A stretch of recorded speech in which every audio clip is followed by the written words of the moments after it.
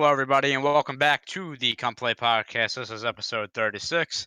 My name is Tyler, and with me today, Bobby, Brendy, and Zach. Zach is back. And boys, happy Get it. International Podcast Day. Thank you, sir. I'm excited. Not that we planned that. By the way, this is some little pet peeve I have. I feel like every day there's some made up bullshit. It's like, oh, today's National Hot Dog Day. Tomorrow, one time I was Lollipop Day. One time I was wondering if I could just make a National Zach Day. Like, can't that just be like? They have one That's for called your everything. birthday. Literally Yeah. everything. No, I want it to be on a different right. day for my birthday, so I can get 2 days per year. It's actually funny that I actually a couple years ago my school was handing out like calendars, and it was actually like a national holiday calendar. So it was every day had like a holiday on it, like all the holidays that you see like on Twitter and stuff like that. I literally had a calendar full of those for a year. So the important question though is there a day out of the year that does not have a holiday on it? That's a I good don't question. think so. I Can't doubt be. it. So, Are we talking about Because just in the United States or? I'm gonna say just in the United States to make it I easier. can see. Let me look. I mean, like I said, I feel like every day has a bullshit one, so it's like, I mean, I don't know. I every mean, day there's you like can the have one. real ones, and there's like the alright, like someone just made this shit up. Maybe there's not any on like 9/11 or something. Well, because Well then, that's like the only day I can think of. Tell us, Right. why would there not be any on 9/11? I don't know. And now we're gonna move on to Zach's thought of the week. Oh yeah. I No, like that one. But seriously, it's been too long. So Zach, I think last time your question was, would you rather shit out fingernails. Yep. or cry hair? So what do you got for us this week? Sorry. This week it's a little bit of a scenario. Okay. All right. Oh, You great. get $200,000 a year, but every time you drink water, it tastes like hot sauce. Oof. Oh, that's easy. But yeah, that- I would do that. Has the consistency of hot sauce too. Oh, no. Like, Yeah, that's what straight I up was looking water. for. Damn it. Yeah. Yep, But, I'd still do it. But other drinks are good, but it's just water that tastes like hot sauce. Yeah, just water What- tastes like hot Oh, sauce. man. So like, what about stuff that's like mixed with water, like sodas? Like, is that fine or what? We'll say only pure water. Like if Okay. you mix it into something for cooking, it doesn't count. Okay. Yeah, I'm Man. definitely taking them. Well, I will don't say, know, man. somebody recently had this conversation, like one of our friends. What? And I said that, like, I feel like hot sauce in the South is like a lot more prominent than here. Yes. Like we have, like, don't It get me is. wrong, we have it and stuff, but like you guys, like, that's like your savior, man. No, you're definitely right. It's almost a way of life around here. Yeah. Like so if it you get definitely something without is. hot sauce, you're judged. I can't imagine like if I ever get back to playing like beer league stuff again, like hockey or whatever, and I go to take a drink of water. Jesus. That's what I'm saying. Like think about it from like if you're out there playing a game, like being athletic, and all you could use is drink of water, and then it's just fucking hot sauce. I No, fucking kill myself. like it still has all the health benefits of water. It just tastes like hot sauce. So it's literally nothing, but has the consistency of hot sauce. The Yeah. health benefits. Yeah, I was gonna say it's literally nothing. That's why it's healthy, because it's literally nothing. It's something that just comes naturally from this fucking just planet. imagine a magical world where all the water you drink tastes like hot sauce. I like to imagine like I fish a lot, and I'm trying to imagine like going on a lake and it's just pure fucking hot sauce. Well, And the fish is swimming in it.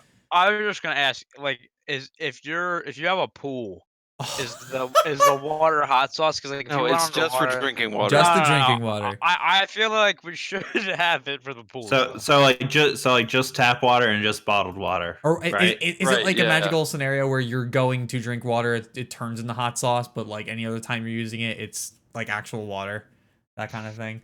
So like if I go to use tap water to like wash dishes or something, right? It's just regular water. But if I go to take a drink of Right. it, it's immediately hot sauce. Right. Okay. I Fuck mean, that. there's not many times I would turn down 200K, and I mean, this is a layup for me. Not for me. 200K a year. I'm gonna be on the dissenting opinion for this one. No fucking way. I would definitely do it. That's a decent Basically, your amount of career, money. your career is to drink water that tastes like hot sauce. Oh fuck no. And even though it's like, I know this is kind of bad, but like most people like don't actually like drink like a bottle of water a day. Like That's what I'm saying. Like, you could like drink Gatorade or something, or like Yeah. I don't know, milk, iced tea. Well, like I'm lemon. drinking Right. water right now, and I usually drink water when I'm doing the podcast, and I'm trying to drink more water just in general. Yeah, I'm trying to drink more water too, but like on average, I drink like maybe like a bottle every other day. Yeah, I'd go maybe a bottle a day for me, maybe like half a bottle a day. So I'm right there on the same pace with you. I think it's supposed to be 8 cups. Or I've also heard like half your body weight in fluid ounces or something Who like gives a that. fuck about that? My body will when it starts to fucking tear itself apart later. Tear itself Uh, apart. Jesus. Dude, I'm drinking the hot sauce water. No way. I'm out of this one. Once again, Bobby is the dissenter. Well, That's happens. usual. It happens because I like to live 200K a a year, life you where wouldn't I'm do it? comfortable, and I will never be comfortable with that. I mean, I do drink a lot of water, but for the money. Okay, I'm gonna take a drink of Yeah, water right like- now. Let's see if it's fucking hot sauce, for God's sake. Are you gonna No, be a because little? he didn't accept the deal, so it doesn't Yeah. even matter. Good, because it's good water. Oh, dude, It's hot just sauce water, is pretty dude. good. I could probably drink a bottle of hot sauce, honestly. I will say the consistency would mess me up a little bit. Yeah. But Yeah. I'll do it. That's the thing. It's But like I'll- but fucking I'll- sludge. sludge. Yeah. No, Jeez, it's I not. don't Some think hot it's that sauces are bad. more like liquidy. Some of them, yeah. Well, yeah. I'm not a huge hot sauce connoisseur. Like Texas Pete or What? something. That shit What? would go right down. By the way, we had a Secret Santa last year, and Zach was my person I had to get a gift for, and I got him a set of hot sauce. Hot sauces. Hot Um, sauce. Have you had all of those hot sauces yet? Yeah, I've tried most of them. Okay. By the Some of way, them I haven't opened yet, but I'm still waiting for my gift from my person. Can you guess who it is?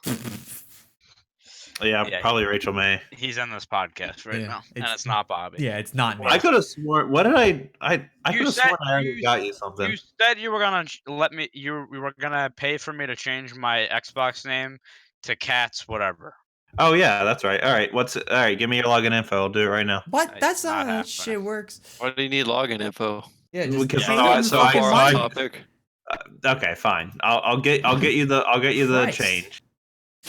Listeners are like, what the fuck are they talking about? Yeah, I know. Sorry, Talking about listeners. drinking hot sauce. Now Yeah. they're talking about changing gamer tags. Yeah, there's a lot of baggage in this chat right Fine, now. I'm A lot working of on it. hostility. Give me a moment.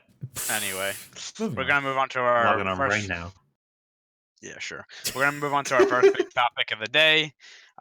Should fighting be in hockey? Specifically, well, not specifically, but I guess obviously the NHL being the big component of that. I don't know if the other like international leagues have fighting, but regardless, fighting in hockey, it's kind of been a debate in the hockey world since the discovery of CTE and brain injuries and stuff like that.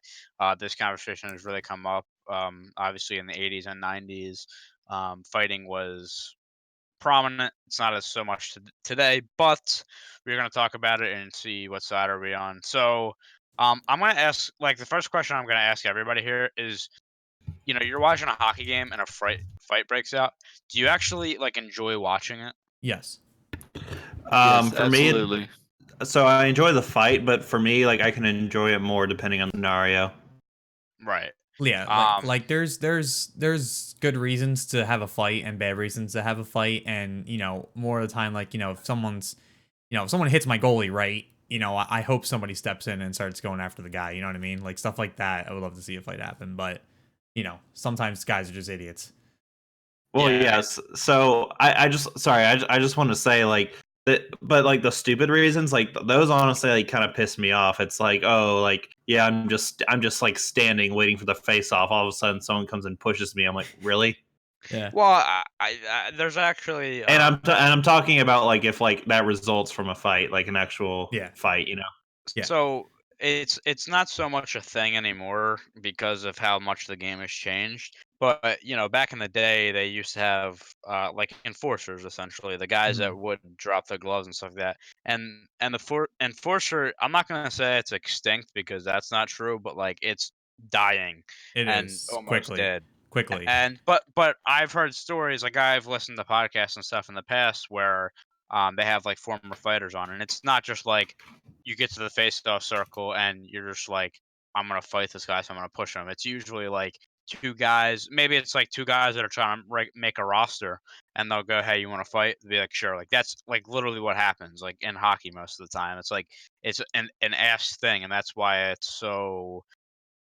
That's Chris It's like Stewart right now for the Flyers. yeah. I mean, every team still. I wouldn't say every team, but for back in the day, I mean, every team would have a guy to protect your star players and stuff like that. It's not so much anymore, but you still have the guys that are prominent in fighting. Mm, Ryan Reeves on Vegas that is the first fucking Marchand. Tom kind of guy that Wilson. comes to mind. Tom Wilson, yeah, like those kind of guys. So yeah, Asshole. I asked that question to begin with because one of the big points, if you're on the side of fighting should not be banned, is the entertainment factor for the fans. Um, I feel like if you know nothing about hockey, you know that fighting is in hockey, Yeah. and that might get you interested. Yes. So you have people that that maybe they're new to the game, but they'll see a fight, and that'll get them inclined to watch more or something. Yeah. Although, like now, they're very far and few between. I think there's a lot of health risks, obviously, as we Oh. know. And I mean, you're literally throwing punches at somebody. It's not probably going to be healthy for you. It's essentially boxing on ice. Is literally what it is. I mean, it's just two guys just throwing haymakers at each other for what? How long do they usually let them go for? Maybe a minute, Like maybe a little Not longer. even a whole minute, Yeah. probably. maybe 30, Usually it's 45, over 45 pretty. seconds. Usually they split it up once someone falls down. It's I when feel somebody like falls down, or if they start to both get tired, and the linesman find a good spot to be like, all right, let's go. Come on. I would say like between like 20 and 45 seconds, Yeah, probably. probably. But so I would say if you're on the side that well, I'm not even gonna say it. Let's get into, I guess, who I'll ask you guys some questions. So Bobby, how do you feel about fighting in hockey? I still think it has a spot in the game. I mean, so I did research to kind of see where everybody kind of stood, right? What I did find, so a couple of the articles said that NHL players don't want it in the game anymore. I found something that kind of contradicts that. I couldn't totally find the exact like source of this, but this came from thehockeynews.com and was apparently written by the Canadian Press. Apparently, in 2011, there was a poll conducted by the NHLPA and CBC that said 98% of the 318 players in the league that they actually didn't want to ban fighting. Now, 2011 is probably right before all the CTE stuff kind of broke out, so that's worth noting as well. Around that time, yeah. Yeah, so that is worth noting, and I can say that's also a weakness of that type of poll. What I'll say is that it. What I don't understand about the argument against fighting is that they're saying, oh, it's gonna cause concussions and head injuries and stuff like that. Well, yeah, duh. But at the same time, it's not like the guy's not agreeing to the fight. Like both guys have to agree to the fight to get it going, right? I mean, and if somebody and there's literally rules and penalties in place for if somebody drops gloves and goes after somebody and that person doesn't reciprocate, the guy who threw his gloves down is going to go in the box and get or maybe even thrown out of the game depending on what he does. You know what I mean? So that's what I It don't could get be here. kind of the heat of the moment thing. Like it's like you're really pissed off at Yeah. another guy. You're a guy that doesn't fight. You're really pissed off, and you just start fighting. You're like, oh shit, Yeah. like afterwards, kind of thing. But like, I guess what I'm saying is like, it's two guys consenting to the fight, right? And if somebody does throw a cheap shot, just like any other sport, NFL, NBA, those guys will most likely get thrown out of the game. Like you can't just, look at the Bertuzzi incident. How long was that ago? Sheesh. That was in the early 2000s. Yeah, like I so think. he threw a haymaker at somebody from behind and he got knocked down and ended that dude's career. I'm forgetting his name.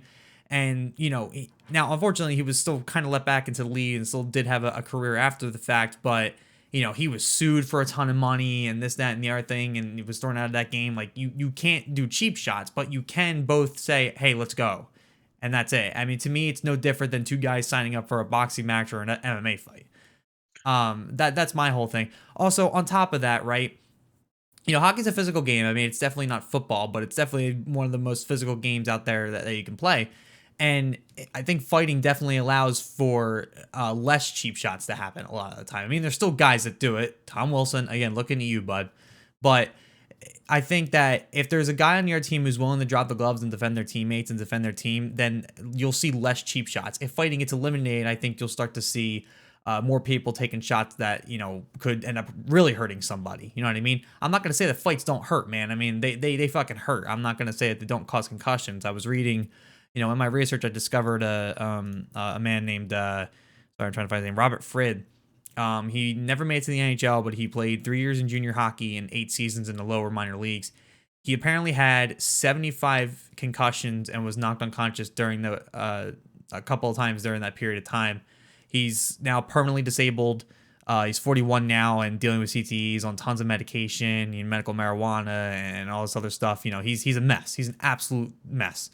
And what they keep citing is that he dropped the gloves like hundreds of times during that time. That was literally what he was getting signed to teams for, was that he was a goon. He was an enforcer, right? He was that guy, right? And now, on one hand, it's sad. This story is extremely sad. This article, goes in detail about a meeting with him. He's a mess, man. I mean, it's something you don't really want to see.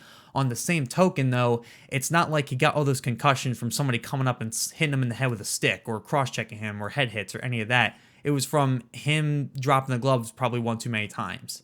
You know what I'm saying? Like, it's always two guys consenting to a fight, and I think that keeps getting missed in all of these arguments. You know what I mean? I think the big like, if you're on the side of fighting should stay, you're like, this is what you had said before. Players basically are held accountable. I Mhm. I don't like I get it, but I don't totally agree with it, because like there's other measures to keep guys accountable for, like, Mhm. you're seeing. I mean, hockey's still in the game right now, and you're still seeing head hits and stuff like that. And yes, there is retaliation. However, I mean, suspensions are. I feel like suspensions are getting handed out every week. If you ban fighting, it's not like you're banning violence in hockey. That's No. not the case. You're just banning fighting. There's still ways for retaliation and stuff like that to hold players accountable. I think that I don't. Again, I see the other side of the argument. Like, I see that maybe you're less likely to take a shot at a guy if you know that, hey, if I do this, I'm gonna get knocked out. And a lot of people say that keeps the game cleaner, but Uh, there is other like ways to keep players accountable and keep the game, safe. And I just sure. feel like, and I really do feel like we're in a day and age now where, I mean, it's not like hockey is not about the physicalness as No. much anymore. It's about skill and speed. Right. So I don't think. I mean, again, you do have your outliers that and like I said, there's going to be suspensions a lot throughout the year. But I don't think it's something like, where it's like really egregious, where guys are going out there to actually hurt somebody. I No. I truly believe that there is, like, besides maybe a few people and a few incidents, that you're trying to go out there and hurt somebody in with a hit or something. Right. And I Yeah. get that too. But I mean, I guess my whole thing is this. I mean, fighting is already, you said it earlier. Fighting is already kind of dying or declining anyway. I was reading, the stat that I found was that fighting nowadays only really happens in about 17% of all NHL games throughout a season, which Which I compared feel like to, is high, actually. no, it's got, well, I mean, it's high, but it's definitely not as high as it used to be. I mean, there was usually one fight every game back in the day. Because, Like, I mean, think yeah, about the 80s, man. I mean, that but was a but I rough mean, time. 17%. I mean, that's basically like one out of every 5, 6 games kind Sure. of deal. Like, and I don't know. I just feel like that's kind of still high, Sure, though. but also understand that that's probably a still declining number. Like Oh, yeah, 17 yeah, is yeah, definitely still on the definitely. decline. And look at the guys getting drafted now. I mean, these guys are either pure goal scorers or two ways. They're not enforcers. You don't really get those guys anymore. And if you get a big guy, he's usually just a defenseman that is able to block shots and maybe throw some hits every once in a while. But not everybody's like this enforcer goon anymore. The goons really don't exist as much as they used to. No. So that's why I'm saying, like, yeah, is 17% a little high? Sure, you can argue that, but I would also argue that's still on the decline, and I think it's going to keep declining over time. So for the people who are saying, we should be banning fighting now, I think just kind of let it die on its own, because it will. I mean, there's always going to be fighting in the game, but it will become less and less as the game gets faster and changes all the time, where there's just no time for it anymore. But I feel like fighting is irrelevant now, though. Like, Ah, I would disagree. besides, Ooh, I disagree with that one.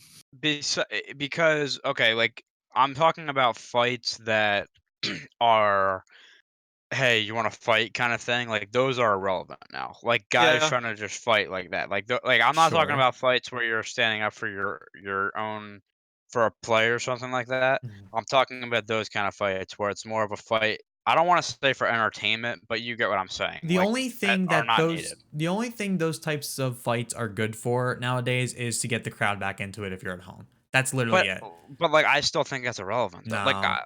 Like throw like I just I agree with Tyler there. I mean, there should really only be fighting to kind of defend your teammate because I think a lot of the players are getting smarter now, and they're Sure. like, okay, if you constantly are shoving somebody around or beating them up, then it has serious lasting effects other than just going to the locker room for a game. Right. And and yeah. and that's So and I think that you're right about it being like phased out like that, but yeah, they should really like just kind of they should be more careful about the just kind of useless fights. but that's a player's responsibility. That's not really the league's Right. responsibility. Yeah, yeah, yeah. I mean, I agree with that, but I'm saying I think they are just getting smarter about it because they don't. I think a lot of the guys out there, their true intention is not to hurt people and leave lasting scars. Right. And but like I said, the whole thing with this is like, you know, you like I said, you guys two guys have to agree a lot of time to both drop gloves and go at it. I mean, sure, there's pushing and shoving in front of the crease or in the boards or whatever the hell that happens all the time, and but that's usually not a fight, right? I mean, that's usually just a quick scrum, and then by the time it starts, it's over, right? Maybe that's like the least consenting thing about a fight. But for like an actual full-on fight, it's always two guys saying, "All right, let's go." And yeah, I can agree that the fights that that aren't really for any type of defending your teammate type thing, two guys just wanting to go at it. Yeah, those are kind of irrelevant. And I can say, I'd say the only reason that it might be a little bit relevant is that it will get the crowd into it. I mean, no matter what, because yeah, there's a lot of diehard fans in there that watch hockey just for the game of hockey minus the fighting. But there are casual fans all the time. They fill most of that arena, and they will enjoy a fight when they see one. I mean, hell, when the few seasons ago when the Caps were blowing out the Flyers at home, I was at that game and there was a goalie fight. I am not gonna lie to you and say I didn't go fucking crazy because that was the first goalie fight I saw live. I mean that shit's awesome. Um, at the same token, Emery kind of pulled Holtby into that. Not for Yeah. nothing. Not for nothing. I will admit that, but it was cool for a minute there, and it got the whole crowd pumping, even though it was like 7-0, right?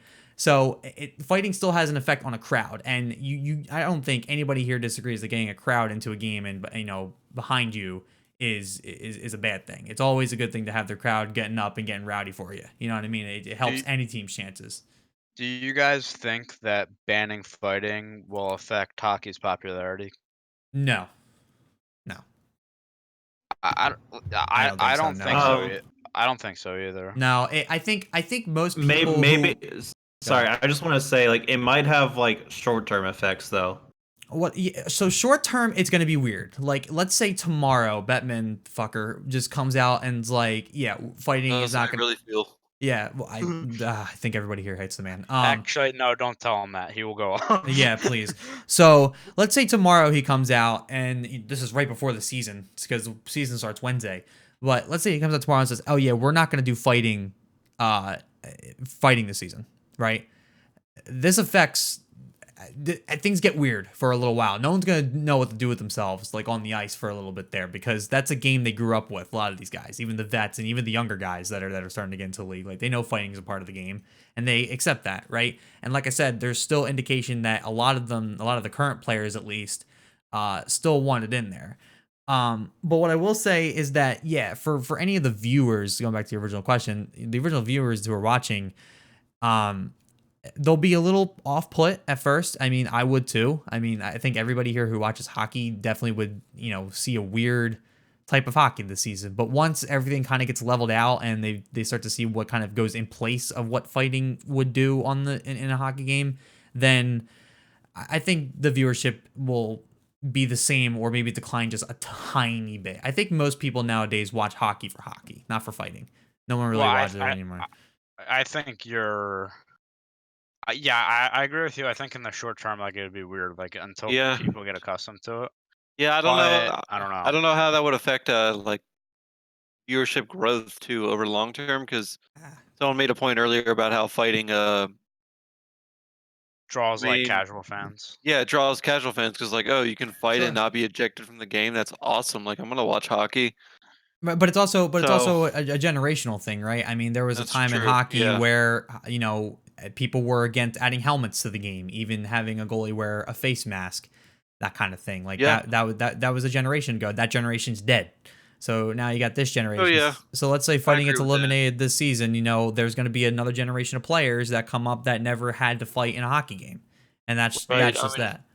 You bring that it's up, and actually, like, you know how I said before, like, about, casual hockey fans, like, being drawn to that, but, like, I feel like that might have been, like, 10 years ago. Like, I feel like Sure. now what draws people to hockey is it's one of the fastest paced Oh games. yeah, by a mile. Like, that's what I think draws people now. I can actually speak for a casual fan. My lovely girlfriend, who is not even remotely a sports fan, like never grew up with it, that kind of thing. But she dates somebody who is really into sports. So I've taken her to a Philadelphia Flyers game, and the funny thing about that was like for a while she was just kind of trying to figure out what the atmosphere was like, kind of thing. But then once it came down to it, Flyers had their goalie pulled and they were in the offensive zone 30 seconds to go, kind of thing. Like she was into it. Like I could hear her cheering, kind of thing. And then she's starting to enjoy it because we went to a college hockey game and she enjoyed that too. She enjoyed the kind of fast pace, like always something happening. Like she hates baseball because Yeah. because it's slow. It is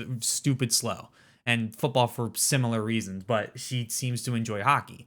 And she's not really in it for the fighting. She actually enjoys watching the sport for the most part. Is she going to be a full blown hockey fan? No, but she'll watch with me if I have it on. You know what I mean? So it's been interesting to see how and why she's been becoming a little bit of a hockey fan. So I can say that it's definitely not the fighting that'll draw people in nowadays. I mean, sure, it's a nice little, cherry on top for what hockey is, but it's not the main reason a casual fan's turning on the TV anymore. It just isn't. For the Flyers, it's gritty. Let's be honest.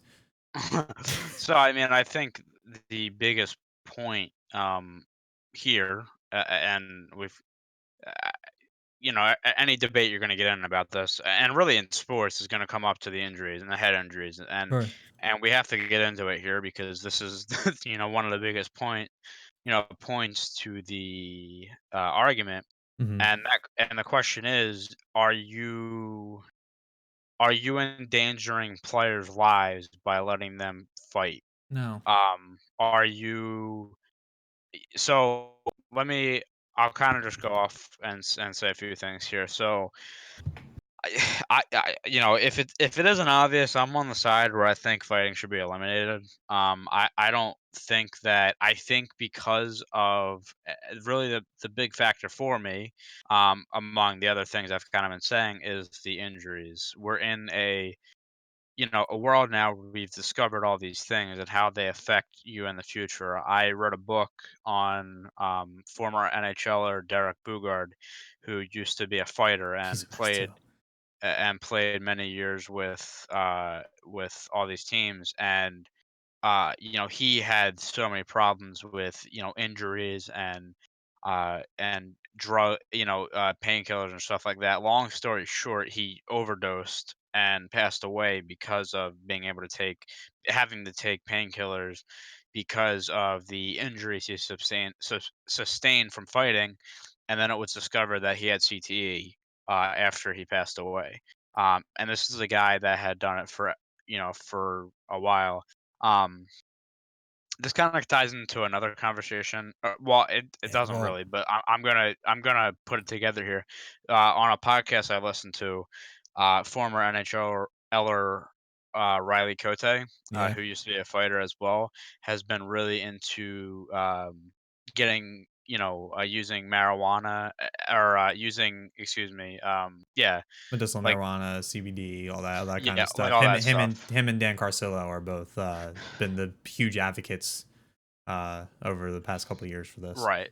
And that's a lot to do with injuries and stuff like that. And Sure. you're talking about two guys that like that was their life too. Like, I just feel like the injuries that are sustained and the life risks, you want to be able to walk away from the game and be able to see your kids go to school and be able to have a catch outside. Like you don't want to be in a state where you're so messed up because of an injury.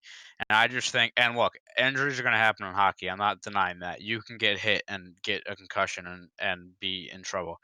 But I think, in my opinion, fighting is unnecessary, and it it can cause injuries that are can be avoided essentially. I, Um, I still am under the impression, and listen, I hear what you're saying, and I hear what a lot of these former NHLers are saying, and everything like that. And to an extent, I agree with what they're doing, and the NHL, should be just like many, like the NFL and other leagues that have a bad history with head injuries, be taking steps to make sure that players are as safe as they possibly be, right?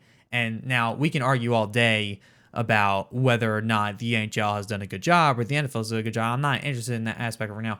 But you're starting to see, head hits are basically automatic injections at this point. Like, you're automatically thrown out. Like even where I disagreed with the whole Jake Voracek hit, where he got a 2-game suspension.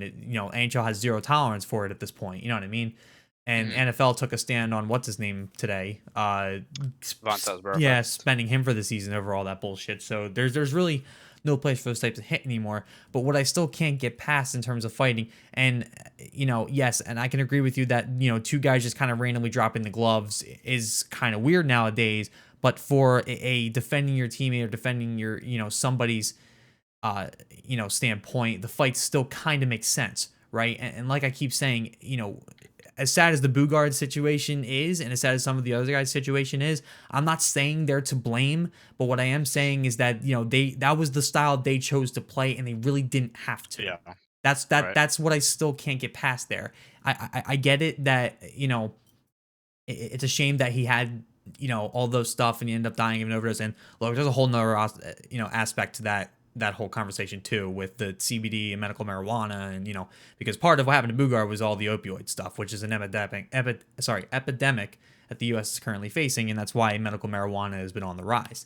But like I said, what I still can't get past is that nobody needs to fight in a hockey game. A lot of guys don't, right? A lot of the goal scorers and a lot of the playmakers that the teams have don't fight. Even a lot of fourth liners don't even end up getting into it as much anymore. They're just out there trying to Yeah. get points on the I think board. the It doesn't bottom happen. line here is that, I mean, you guys said it perfectly earlier. The guys out there are getting a lot smarter. So really, the big point here is that eventually, I think that fighting will just phase itself out of the NHL Yeah, because that's what I'm for. I think people it's are just gonna going to see it as dangerous eventually, and then just not going to do it as much. And honestly, it's already headed in that way. yeah. And most of the time the fights hurt. That's why the random fights hurt a team more than anything else nowadays. It doesn't really do much. But yeah, if you're gonna defend your teammate or defend your goalie, yeah, try and make sure the guy you let him know, right? I'm not saying go up and cheap shot him, but be sure to get in his face, let him know, hey, I don't like you doing that. I mean, don't. I wouldn't say do what Marchand does and start licking people, but you fucking know. Like, I guess I'm a fan of, if someone's starting to take liberties, why can't somebody throw a hit on that guy? I'm not saying punch him, but if both guys agree to end up dropping the gloves, I don't think that's a big deal because they're both agreeing to do it. And to me, it's no different than stuff you see in an MMA or boxing fight. Both guys agree to start beating the shit out of each other, right?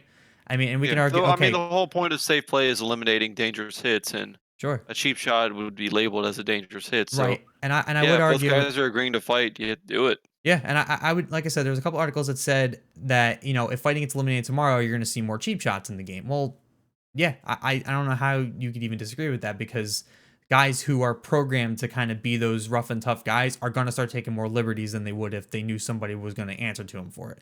You know what I mean?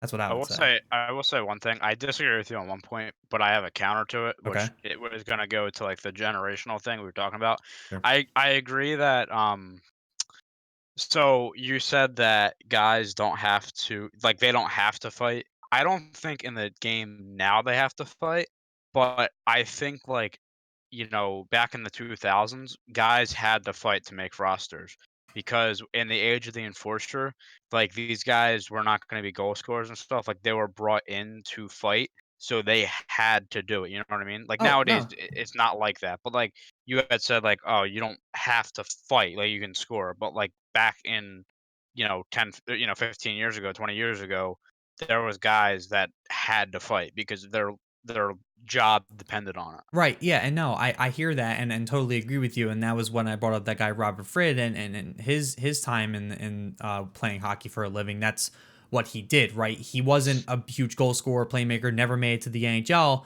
but he was a fighter. Right. So that's what got him on a team, was that he was the enforcer of a team. And I understand that was part of the game, but not for nothing. Like the guy, I mean, and I know Brendy said earlier, you don't know. I've never experienced a concussion. Let me just say off the bat, I've taken care of people who have had concussions, and you know, I can tell that they suck, man. I mean, there's no joke with them anymore, especially now that we know what multiple concussions can lead to. But I guess my point is, like, this guy Robert Frid had 75 concussions, right? You would think after the first few that you at least knew that he had, you would start maybe thinking about hanging him up, like, if he's not making it to the NHL, but he wants to play hockey for a living, but he's literally only fighting and he's getting concussions almost every season, like, why are you staying? That's the question I have for guys like that, is like, okay, you have to fight, be on a roster, but why would you want to do that? I guess that's my question. Just for the glory of playing in the NHL? I mean, that seems like not having your priorities straight. Well, I get that, but like some guys grow up and it's like, Sure. in his case, what you said, he was in the AHL, right? He was in like I know he was in OHL for a little bit. I'm trying to remember who he played for. I'm trying to find it, but he was drafted in the OHL draft years ago.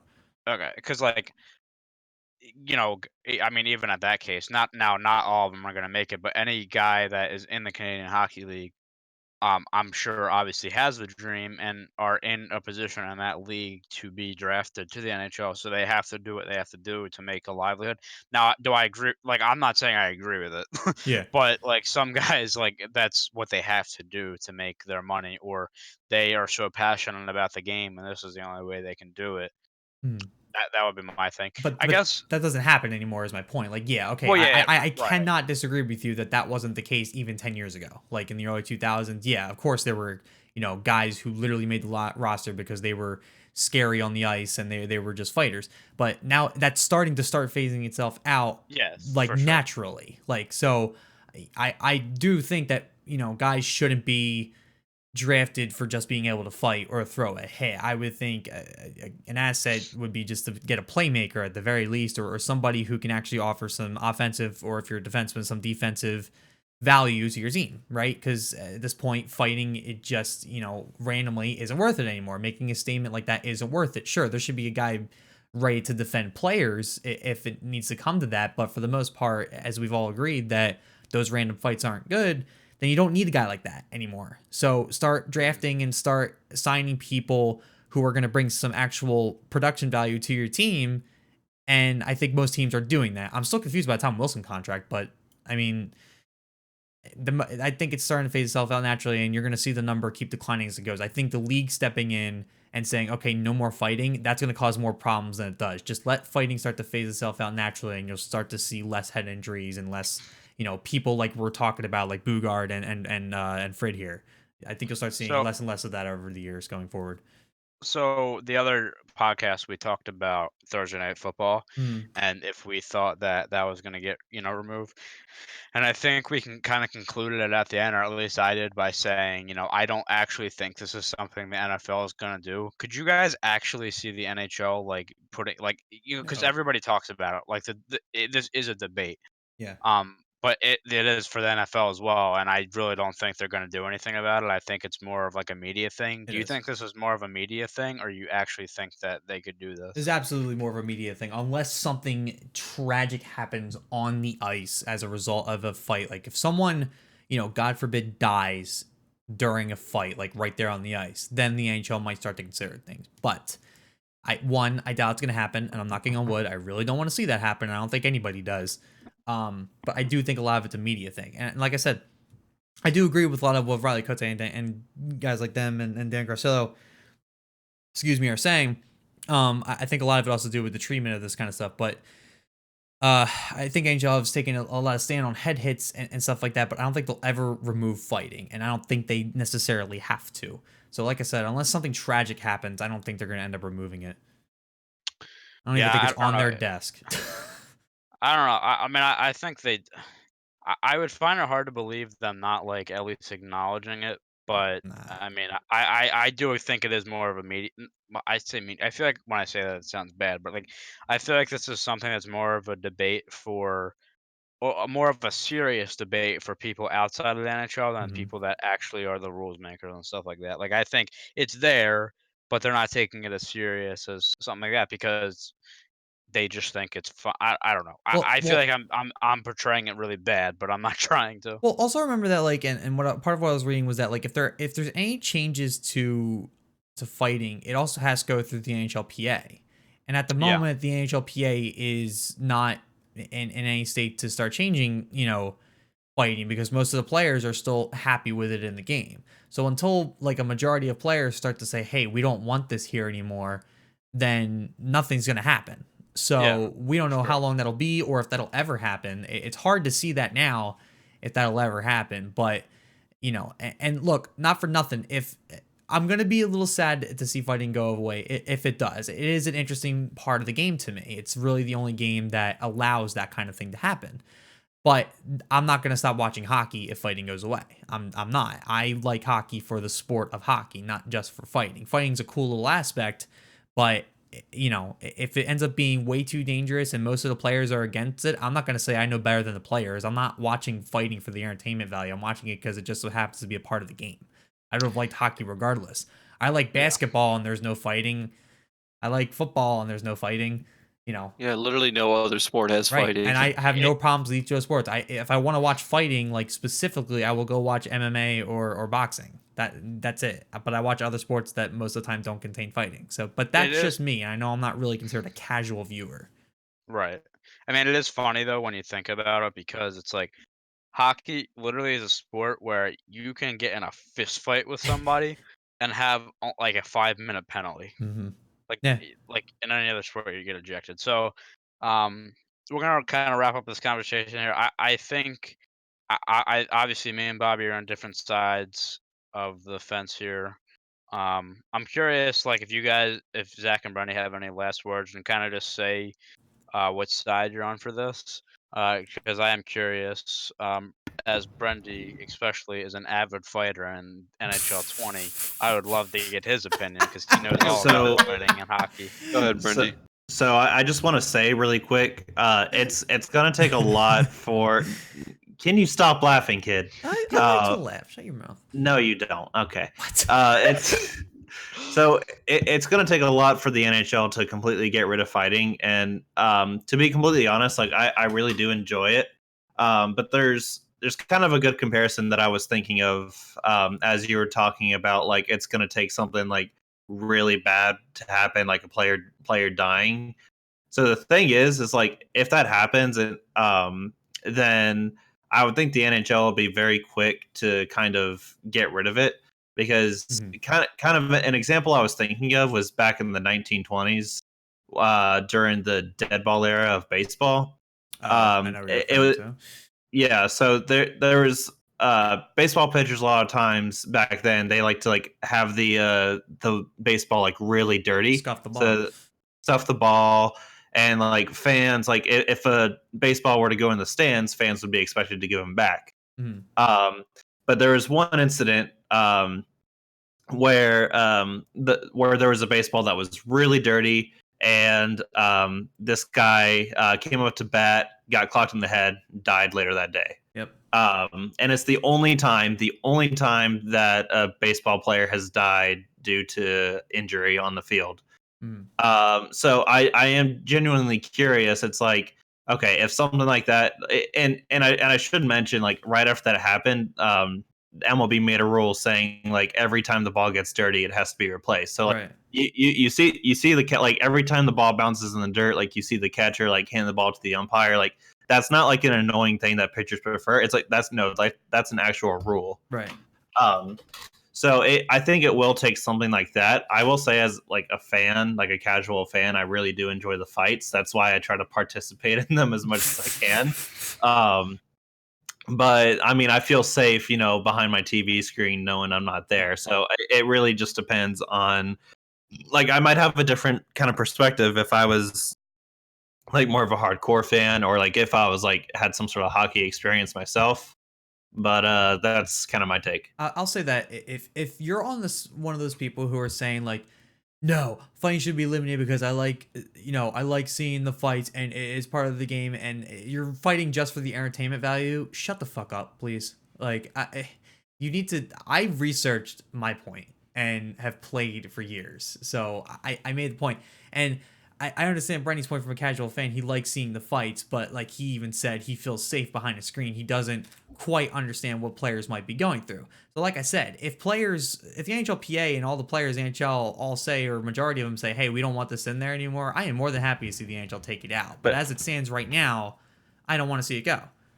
I just want to say my perspective also comes from a guy that has never been punched face once in his life. So You never fought? yeah, I've never fought. I mean, like I've had like a couple like fights like in like middle and high school, but like I've never been punched in the face. Okay. Fair. I mean, that's good. I wouldn't want to, like, I don't want to be punched in the face. It hurts. Zach, we'll wrap up with you if you have any last thoughts, and then kind of just clarify what side you're on. I'm kind of on the fence here, because as much as I enjoy the fighting as kind of a casual, watcher, I think, like I said, I've said it, twice, it'll phase itself out. Yeah. Yeah. That's It really will. all I'd say about It that. will. I mean, I like I said. I love the fights as much as I love the fights. It's going to go away by itself. I don't think there will really be like any policy put in place. It'll be all like if there is a policy, it'll be pretty much completely gone, even if there is one. Yeah, I mean, like I said, I don't think the NHL should step in. I don't think they should until the NHLPA says something. Not that they can anyway. But I like how the game has been progressing. I like the game now, and fighting's not going to make or break me watching hockey. It's going to be different if that ever happens. But for right now, it's a part of the game, and that's okay with me. And we will wrap it up there. By the way, as Brendy was talking, he gave me another idea for another topic. So we All might right, just there we be go. discussing something later. Wait, what did I bring up? I guess I'll just throw it out on the show. You were talking about the player dying on the field because of a dirty ball, and a topic that I thought of that we will, I'm sure, discuss. Yeah, Ray Chapman. Yeah, I was gonna say at some point we'll discuss on the podcast is should pitchers be able to use substances to get a better grip on the Here ball? we go. Those compilations on YouTube are an interesting watch. So there you go. I'm always adding to the list. You guys don't even know. Tyler has this massive fucking list that we end up stealing off of a lot of time for podcast topics. Yeah, in case y'all didn't know. Yeah, it's been awesome. Oh, it's great. It's been fun. This came from my list. So yes, anyway, we're gonna move on to in case you missed it with Brendy, and Brendy can take it away.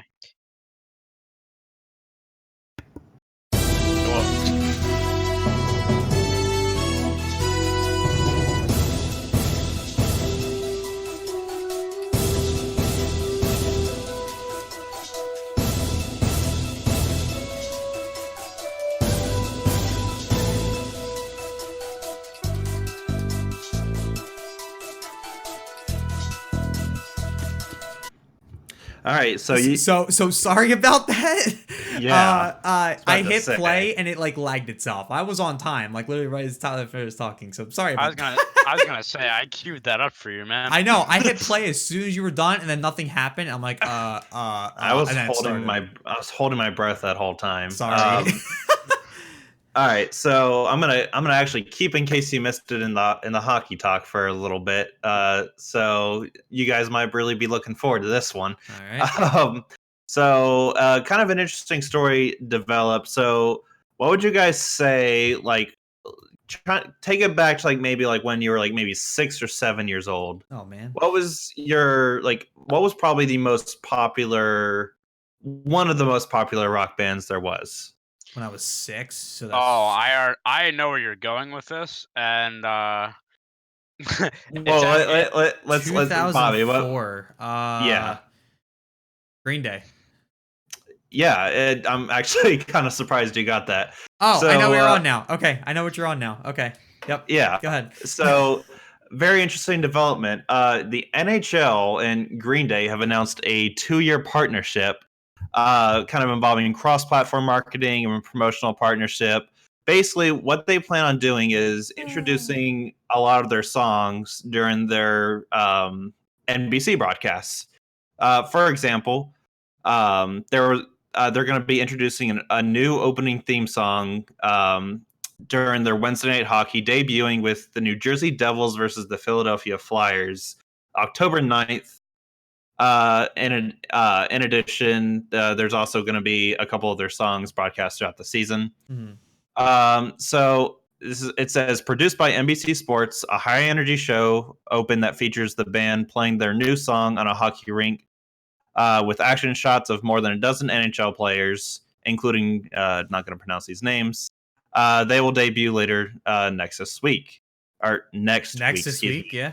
Yeah, next this week. Next this week. So songs from Green Day's new album will be featured in NHL game highlights, broadcast bumpers, tune-in campaigns, and in-arena jumbotron content. Now I'm actually I'm not really the biggest fan of Green Day, but I actually do like the majority of their songs, and I do listen to them from time to time. I think Green Day and the NHL, I think that's actually a pretty good. I think that's a really solid partnership because I think the majority of their fans are actually not necessarily into Green Day, but kind of like that style of music, you know? Yeah, I've always saw hockey. Yeah, it's as like more alternative punk rock. Yeah, like right. alt Doesn't like punk that type of music or alternative rock kind of crowd. I'm just happy to see a rock band actually be partnered with. Well, I was gonna say, I love Green Day. They were a favorite back in the day, and I'm happy about this. But a lot of people were like, "What is this, 2003?" And I will say there is a reputation with the NHL of kind of being out of touch with their audience because I was gonna say so every year for the All-Star game they have a performer. And I don't remember when they did it, but some of the performers I remember are Pink, Snoop Dogg, and Kid Rock. Yeah. So well, Snoop Dogg's been more and more at the NHL, and it's actually kind of funny. He did color commentary on a few Kings games this year. Yeah, I was gonna say Kings games. Yeah, so I think it's cool because I like Green Day, but I'm sure there's gonna be backlash just because people are yeah, that band was cool in 2003, but They're still an active band though. I mean, I not know, for nothing. Right. But all their hits, of course. Oh yeah, I was one of the few that actually enjoyed their record they released a couple years ago, Revolution Radio. I actually liked it.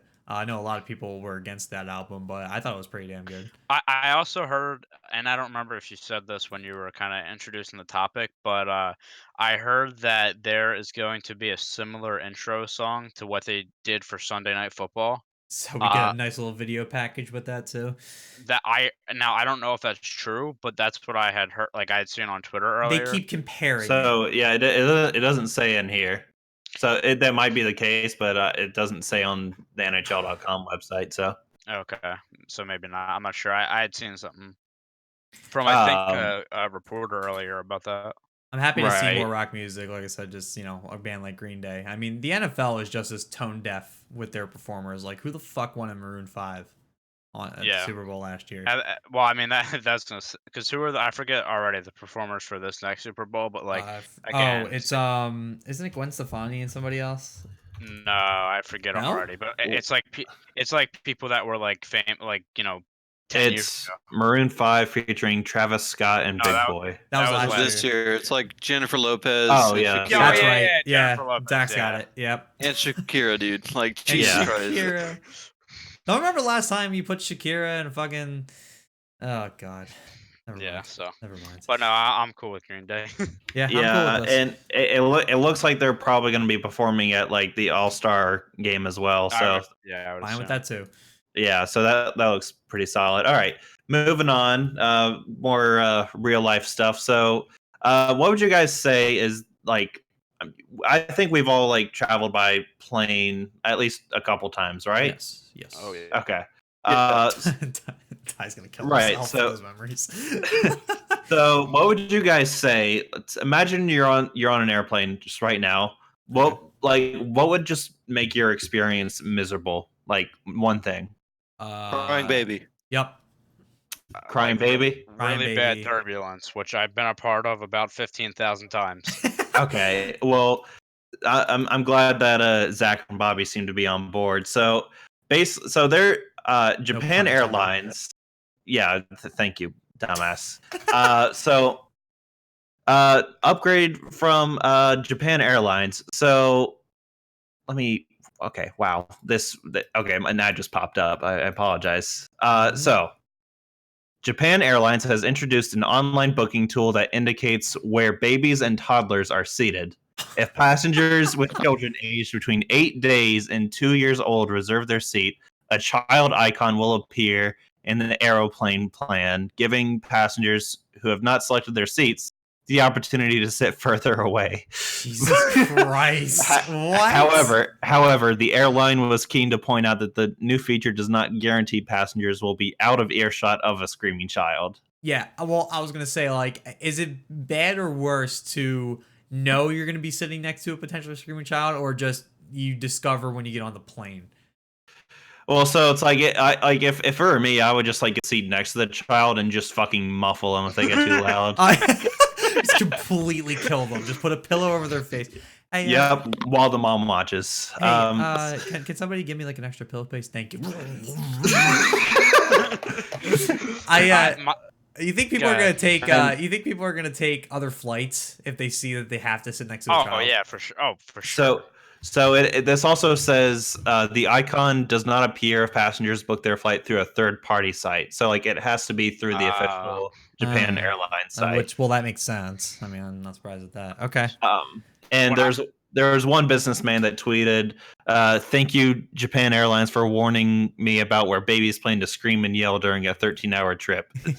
And he said it ought to be mandatory across the board. Yeah. So when I was a child, I always used to get really bad ear infections. Oh boy. Oh my yeah. mom, yeah, Bobby knows. I Oh had yeah. to be Oh yeah. escorted home one time. And my mom told me like when I was like 2 or 3, I had a severe double ear infection, and we were going on a flight to Florida, and I screamed the whole way there. You were one of them. Oh my god. You But, piece of shit. dude, I had a double ear infection, and the altitude, my ears were probably on fire. Oh, I'm sure. Like I don't, Why are you on why were you on the plane? Disney. I bet you. well, my grandparents used to live in Florida, so we would go down there a lot, and yeah, I think my mom said I was like 2 or 3 or something.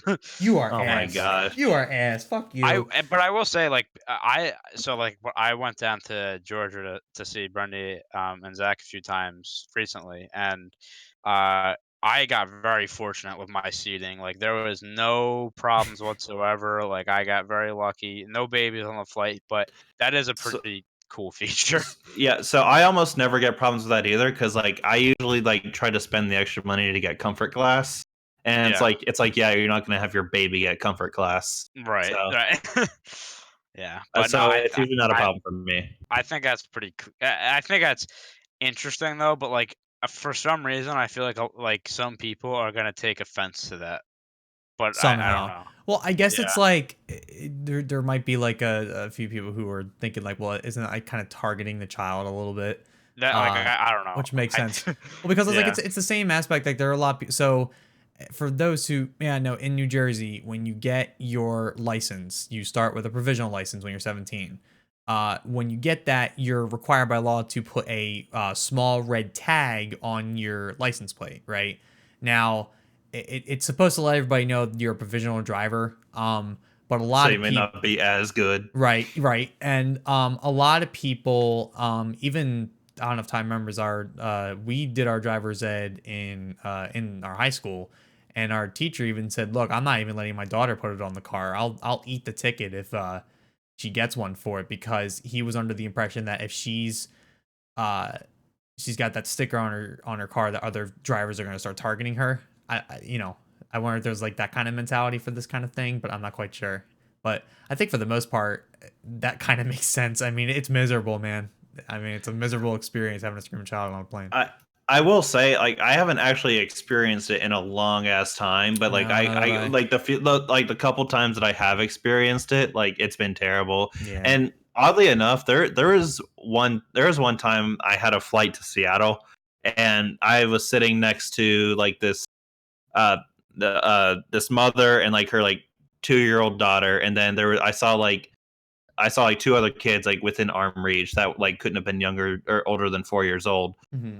The whole flight, silence, and I was so happy. Yeah, it's not every kid Um, that screams. It's just it's a very common stereotype. Like on a plane of like 200 seats, it's like it's bound to at least have one, you know. Yeah, of course. So I don't know. Well, so it's just Japan Airlines, so like we can't really experience this ourselves yet, but I'm curious what happens like one of these major airlines like Delta, United, American, you know, they if they decide to introduce it, I feel may like have to Fuck consider. yeah, dude. I love the no baby seating chart. I feel like if an airline introduces it, most people are going to be against it for whatever reason, but the people who like fly like every week for their job or something like that are going to be more than happy for this kind of thing. Right, like the traveling businessman or something. Yeah. So that's an interesting thing. It doesn't even change it really. Like you can already pick your seat on the plane. It just tells you where the kids are going to be sitting in, and it's first come first serve anyway. So where's that Right. fuck them get your kids shit meme earlier where if you don't get want to sit next I to mean, kids. unless you pick a United flight, but that's a different story. So Yeah. Wow. shots fired. Yeah, you'll have to deal with something much worse than a screaming child. A screaming Okay, adult that's wailing on you. that's all I have to say. That's all I have to say. Bobby, did you want to make the announcement really quick, and in case you missed it, or no? announcement. For 40, you mean? Yeah. Oh, Mhm. sure. Why not? Okay. So little announcement for our upcoming shows.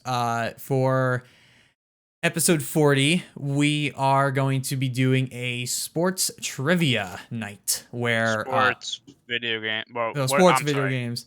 Like a Yeah. let's call it come play trivia night. That's what we're gonna call this. Yeah. So Right. Brendy here has been working diligently to get a number of questions, and we're gonna be doing a Jeopardy style show on episode 40. So hopefully 4 weeks from now, and it'll be done live on the show. So hope you guys will tune in for that and see who actually is the smart one of the group. Yeah, so be sure to look that, and we may or may not be planning something cool for episode 50. I'm not gonna say what it is, but it might be something you might be interested in. Okay. You talk higher. Could not have said that more homosexual. Oh well, it comes out every once in a while, Brendy. Whoa. Yeah. Hey, wait a second, that was a little off kilter. No, I don't know what you're talking about. Do you ever? All right, continue. So we're gonna move on to our second big topic of the episode, which is I don't really know how to say this topic, but we're kind of gonna go with it. I had this epiphany the other day, or not the other That's day, not good. a while ago. That like, what would be the coolest or the hardest thing to do in sports that would either get you like hyped or something, or like what would be the best thing or your favorite thing, whatever. We're also gonna tie that in with some childhood sports memories, which that part I'm looking forward to, and so we're just gonna get into it. I guess I'll ask the first question before we get into like our favorites. What do you think, like in all of sports, is the hardest thing to do? Like a common thing I'm talking about. Like I'm not talking about like I don't know, fucking hitting your putter 300 yards. Like a common thing. What? Are you talking about are you talking about as a like child or like No, in like any sport? in any sport, like just regular. Oh, probably getting a hole in one. No, dude. Yeah. Yeah. I would definitely put that up there. It's rare. I shouldn't say it's rare. I mean, there's a golf course near me and Tyler that it actually has the list on the site for how many people have hit holes in ones and where. And there's always like one hole in a course. You can probably do it. It's just So maybe so many things have to be sorry. perfect for that. Like not even just how well you hit the ball, if you hit it in the right spot, but like is there wind? Like so many things have to be perfect for an ace. So I'm trying to think like how I should clarify this. So I feel like we should do it like as an average person, like us. Because I think one of the hardest things to do would be hitting a baseball. Like I obviously Sure. if you're going through the minor leagues, hitting a baseball is like in the MLB. I'm talking about hitting a baseball in Major League. like might not be hard, but I'm talking for like the average person for all of these, like the hardest thing. I think hitting a baseball is ridiculously hard, It and is. hitting a home run, if I got thrown a million balls, there's not a chance I'm hitting one out. I don't think at all. Maybe in like a youth league ballpark, like Oh, I'm talking like where like the 4 and 5 year olds Yeah. play. If I'm hitting in that league now or in that kind of field now, yeah, I'm probably gonna hit a home run. But yeah, I never hit a home run as a kid. I played ball for a while. I never did either. I got I hit a couple. Did you really? But Yeah. I feel like I mean, not we didn't like our little league field wasn't big by any means, but like No. let me see, the left field wall was like actually pretty deep. Wow, voice crack. Wow. You're talking about Jacobs Field, right? Yeah. Yeah. Geez, I got, I guess, somewhat close once, and tying in with kind of what we're talking about, the coolest moments of our youth, right? I had a situation where I was up to bat. It was a really high scoring game for whatever reason. I remember it being like 13 to like 11 or something like that, and we were losing. Bases were loaded, and I'm up to bat with 2 outs, and first couple pitch kind of go, and then pitch goes right down the plate. I smashed this fucking thing deep center field. And dude, I even if I wasn't gonna get it over the fence, I was at least scoring 2, right? So Right. I smashed this ball, and I get to first base, and I look at my first base coach, and he goes, he caught it, and I turned around, and this kid just somehow, and this was like, we were in a little league where you would have kids who were like obviously like really athletic, and you would have kids that like would get lucky, and I feel like this kid got lucky. Because my understanding of how it happened was he was running and it kind of just fell over his shoulder into his glove. Like, I don't think he had any clue where it was. Did he rob you, or was it? No, it was maybe, I don't know. It was definitely the furthest I ever hit it, but it was, I don't know, still probably maybe like, I don't know, 40 feet from the fence, probably. I mean, it was deep. Yeah. Like, but the feeling of it coming off my bat was something I will never forget. Like, I got all of it. I just don't understand how it didn't just take off, but whatever. I'm still so mad about that, man. That was almost clutch, like so close. Right. And it's kind of interesting, like whenever we think about that kind of stuff, it's like in baseball, if you hit the ball like out of 4 swings, if you hit the ball once, that's considered like, average or like Average, good. Yep. And like that, when you kind of think of that in perspective, it's like I would kind of agree with you when you say like home runs would probably be like the most like impressive thing to do for like an average Joe, Yeah. I think I don't know. I just feel like baseball is like, I would love to be a professional baseball player because I feel like it's just one of the best jobs in the world. Like, you have, most of the time you're just kind of sitting there in the summer heat, just watching the game. You just get to, chew seeds and spit seeds and drink your And light Gatorade. people's cleats on fire. And and occasionally like run out like in a benches clear scenario or something. And when it rains, you don't have to play. Like, it's a great sport. We're gonna ban fighting in baseball, Tyler. And I don't know. I just feel like it's awesome. But like, I appreciate, like Mike Trout is one of the few. Like, he's an anomaly, not because he's one of the best baseball players of all time. It's because he is one of the best baseball players of all time. And baseball is a hard fucking sport. Like, Also, Jersey can't imagine represent him. though. Yeah, he's like, I think he's like maybe a half hour from us. I think. Yeah. Fucking Jersey represent. It's gonna be a Philly. You heard it here first. You wish. And like, I feel like hitting a home run. Like, I can't. How do you even see a pitch going past you that is 97 miles? Yeah, I know. And keep in mind, it's like you can't really tell on TV, but like when you're at the game, like that baseball is basically going like directly from his hand like to the glove, and like it's like super fast. Like on TV, it looks about 10 times easier. But It's like, not. and keep in mind, like it is not very like the mound is not very far from home plate. No, not at all. And I like, it's why I've been, and I think I was talking to Ty about this, like just some of the batting stances that you see, and no, I'm not talking about that kid from Little League, but like some of the guys who lift their legs up with the pitcher, I'm starting to see how that makes more sense now because they essentially have to mirror the pitcher at this point just to get a piece of the bat on it.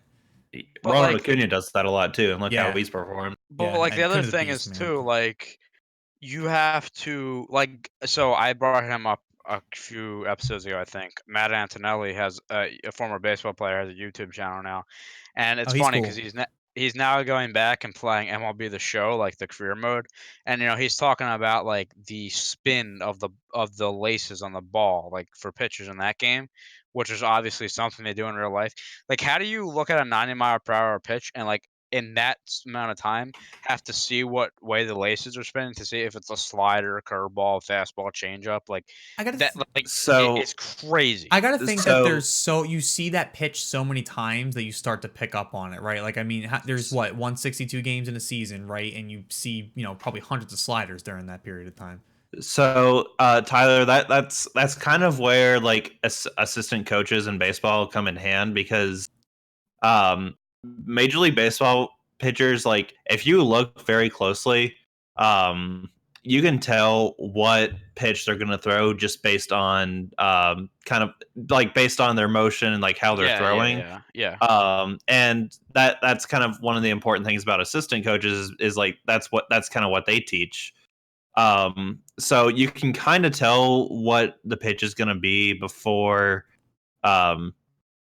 before it even leaves his hand. And that's why a lot of times in the playoffs you'll see like pitchers getting changed all the time. I remember to get around that. I don't know if it was the playoffs. I think it was the playoffs. I remember Darvish was getting his pitches, like he was doing a certain motion, and like the other team was reading his pitches and going off of that. But like I said, I feel like baseball is tough. I think like if I had like the thing I want to do most, or my favorite thing, I don't know. Like I feel like hitting a home run would be up there, but like hitting a buzzer beater for the win in basketball, like I feel like is the most hype thing of all time. Like you just like okay, obviously as a Michigan fan, for me the first thing that comes to mind is Jordan Poole's buzzer beater with like that is one of my favorite sports moments of all time. And that only happened in the tournament 2 years ago. Same with the Nova buzzer beater to win the fucking thing. I mean, that was insane. And they're just getting chased around. Like, it's so hype. I don't know. So I will agree with you to an extent. I will say the first baseball home run that you ever hit is probably more hype. But then afterwards, I'd say, probably the buzzer beater. Yeah, because the home run is like, that is all your strength right there. Like, how far that ball goes. So that definitely tells... I mean, a shot can be lucky. A home run really isn't ever lucky. Yeah, and I will say, like, any buzzer beater in basketball, like, would probably triumph, like, maybe, like, my 4th career home run, Yeah. It's just number one that's, like, kind of important to me, I guess. Yeah. If we're going off basketball, one of the hype things that can happen besides a buzzer beater that can happen really at a point in a game is getting a really good and one. Like, were you playing in the rec league with me? Yep. Oh my god. So me and Tyler here and a couple other friends were playing in a kind of a recreational basketball league, kind of like a summer league type thing. Didn't mean anything, but we were playing town ball at the time, so it was just like extra games for us. So we had a friend who was pretty damn good, really good outside shooter, had really good basketball sense, and at one point, I from what I remember, he drove to the left side of the net and actually went on his opposite hand and was able to get a layup, and he got knocked over during the shot, got an and one. And we all got hyped for it. We helped him up. He gets up and goes, and one. That's all he said. Ref gave him a technical because he thought he cursed. And we were like, we all turned around and we started arguing. We were like, well, what did he say? And he's like, I can't say it. We're like, he said and one. That's all he said. He literally said and one. That's literally all he said. And the ref gives another technical for arguing. And he it wasn't even like he was saying it at him either. Like, he said it like hype as hell when we were just getting him up. Like, he wasn't looking at the guy. Like, no, he just said and one, and the ref's like, nope, T, you cursed. Stupid. Stupid. I was on the bench when that happened, and I just remember Were you on the floor for that? I Yeah, think because you me were. and one of our friends, Nick, was helping him up. So Yeah, and I remember you like turning your head around, like, what are you doing? This one time, my history with basketball referees isn't great. I'll one be time in a honest. soccer game, I slide tackled this guy from behind. Obviously dangerous. He cursed at me, got a yellow card, and I got a free kick. Jesus, Nice. man. Zach, didn't you tell me that one of your friends got like a yellow card for saying Jesus? I don't remember that, but I did have a friend who got a yellow card and then told the ref that his favorite color was red, and then he got a red card. I like that one. I like that one. The same friend who got the M1. This was in high school ball, and I was on the bench for this, but he was out on the floor. And at one point, I don't know what started this whole thing, but the referee said something to him about something, and something along the lines of, "Hey, you should like not curse or something. It's Christmas." Or it's like Christmas time or something. And he turns to her and he goes, okay. And she tees him up. Like, it was something stupid like that. Like, he didn't, what are you supposed to say to something like that? Like, don't do this. It's Christmas time. And all I heard was my coach is, did we really just get a technical foul because it's fucking Christmas? Like, I don't That's fucking, hilarious. Jesus Christ. Yeah, like I swear, like basketball refs out of any refs I've ever, Oh I my played all God. the literally Yeah. every sport, and basketball refs are on something, man. Like they're in Dude. their feelings all the time. we I think I have more inside jokes about basketball refs than anything else in sports. Oh yeah, yep. I like even in high It- school ball, me and a friend were on the bench a lot. We weren't starters, and we sit next to each other. And there was this referee who, our colors were blue and white, and we had a referee who it was like, okay, jump ball blue, just like that. So literally every time the whistle blew, we just went blue, like we left like an entire game just to try and chirp at the ref. Yeah, Yeah. refs are, So- but like a lot of the refs like we have for hockey and stuff like that would be like other coaches, like, but these Yeah. were actual refs that were like, I guess like a hot like in the association or something, Yeah. were sent out to our games. Hey, and Ty, they do you were all- remember the dude over when we were playing street hockey? The dude who would barefoot and had Oh like yeah, the he crazy would fro. ref barefoot. Yeah, Yeah, he's he ref weird, barefoot. dude. And he's exactly what he looks like a hippie. He looked like a He looked hippie wearing Weird stripes. Al. Yeah, he drove what are those cars called? The I don't- fucking, you know what like I'm talking about? Like Like a caravan kind of thing, like a yeah, like a caravan car. I yeah, don't and know he what had it's like actually called. like political like vegan messages, I think, or something written all over and like on like the windows. Political vegan messages. Yeah, I don't know, like something, typical hippie ideology, I guess is the best way to put that. But he was a weird one. He was cool. I mean, I didn't really mind him as a ref, but I don't know. It was just weird. We've had some weird refs in my youth sports leagues. I don't think I've ever had a problem with an ump. I think I've talked to you this like you guys before about this, Brendy and Zach. But like, what you guys played? What, baseball, soccer, and So- basketball? So, Football too, right? kind of, I'm glad you mentioned baseball. So, me and Zach, like maybe like when we were like 6 years old, maybe 7, we were on possibly the worst little league team of all time.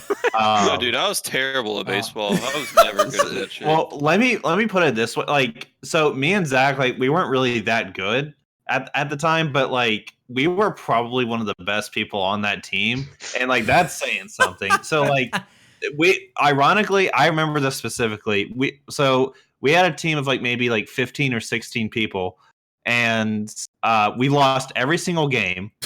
Tyler, this was the storm in baseball. Like the closest we came to winning, I think it was like 8-5.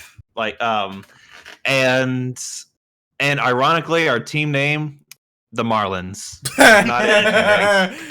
Whoops. But I remember that season so specifically because there was one game. Zach, you probably don't even remember this, but like we had a batting order of like 1 through 15, so like everyone would like get a chance.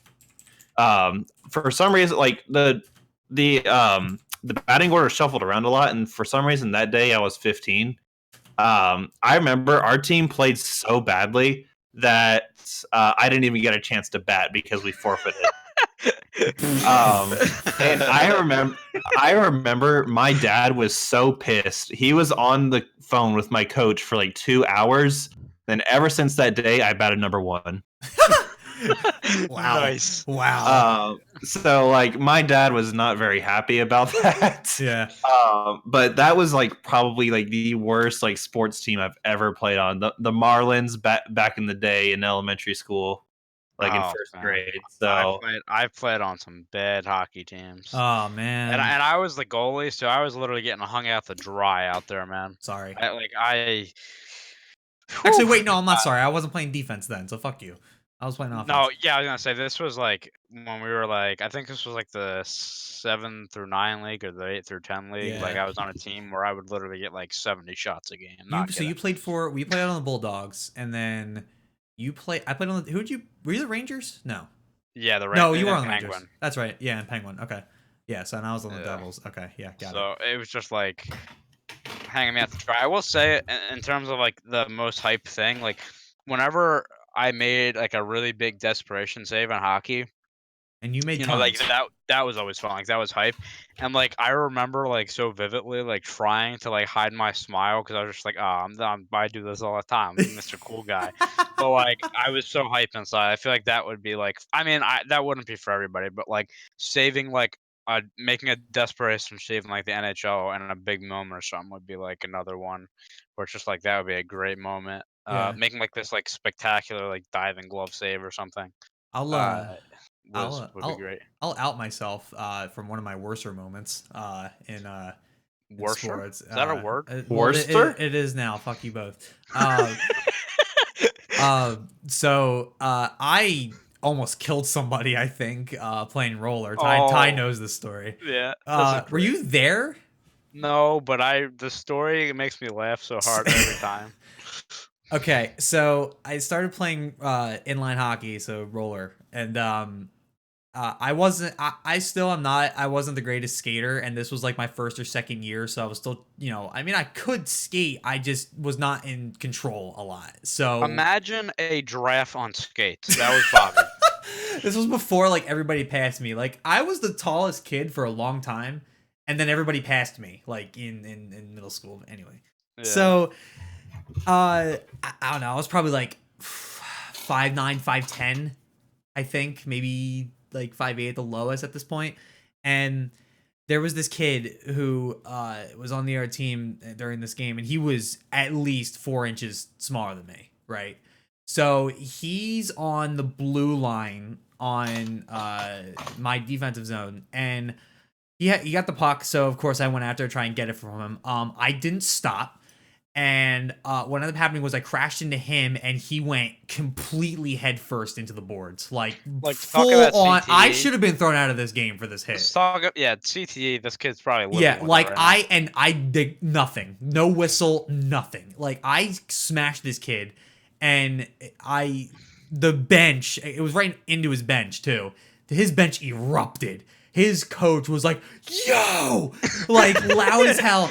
And I'm just looking around, and the referee didn't do anything. And he was on the bench, and he looked so out of it, like when they took his helmet off and everything. You couldn't stop. Yeah, Like, all because I couldn't stop, and I just couldn't get out of his way. So, yeah, almost killed a kid there. I did feel bad, not for nothing, but I'm sure he's okay now, unless he faced more of me. Yeah, later. unless he died. Yeah, unless he died. Last I checked, he didn't die. I feel like there would be more to that. But no, that was like, I think that was probably one of the worst moments of sports. I was usually not. I can't remember much other bad shit that I did, like terribly bad. Would you guys say like Brendy, Zach, and I can kind of attest for Bobby because I know, but like, would you guys say you were like the at certain points in your life, like the better players on the team, or like you were always kind of just like not very good? So it depends on the sport. In baseball, I was like kind of average. And basketball, I was actually pretty bad. But in soccer, I was definitely like I was probably definitely like one of the best on the team. But I also didn't really so like we it was kind of like divided between like recreational and travel teams, and travel teams was like kind of think of like travel as like a D1 in Yeah, college, and then like that's rec would be like D2. Right. So I only played rec, but like I could probably play travel if I had wanted to. Yeah. It wasn't in too many I travel leagues. And occasionally we did play travel teams, and there was this one one time we were playing a travel team, and this coach, like for some reason, like just kept giving the ref shit, and like it got so bad. Okay, keep in mind I've seen like maybe 3 or 4 red cards like in my soccer career, and like that was one. Like the coach got red carded and had to leave. I've never seen that happen. What about you, Um, Zach? Or yeah. sorry, go ahead, No, Brendy. I was just gonna say like she stormed off angrily. I feel like Zach was really good. I feel like Zach was really good at soccer too. He What were you? was. I was there was a point where I wasn't that good, and then I started to get a lot better after I understood the game more. Yeah. And then I just kind of I didn't really pursue it because I don't think I really had a passion for it. But I think I was pretty much like I was pretty good, but everybody else on the team was pretty good too. So What we had po- a couple of guys that were like stars, but mostly everyone was playing on the same level. what positions do you two play in soccer? I usually played attacking midfield and sometimes striker. Okay. I'd play right midfield a lot. Okay. I was a goalie. Tyler was most of the time my fullback. Center back, yeah. Yeah. Which is funny to think about because center backs are supposed to be tall for like clearing crosses and stuff like that, and I was probably the shortest kid on the field. I'll say, and this is not John. Most of our defensive backs were more of the bigger guys. I know we had one kid playing left back who, he was definitely not fast, but he had a monstrous kick. So it literally was get the ball to him so he can just send it back to the 50 real quick. He would take the goal kicks for Bobby. Yeah.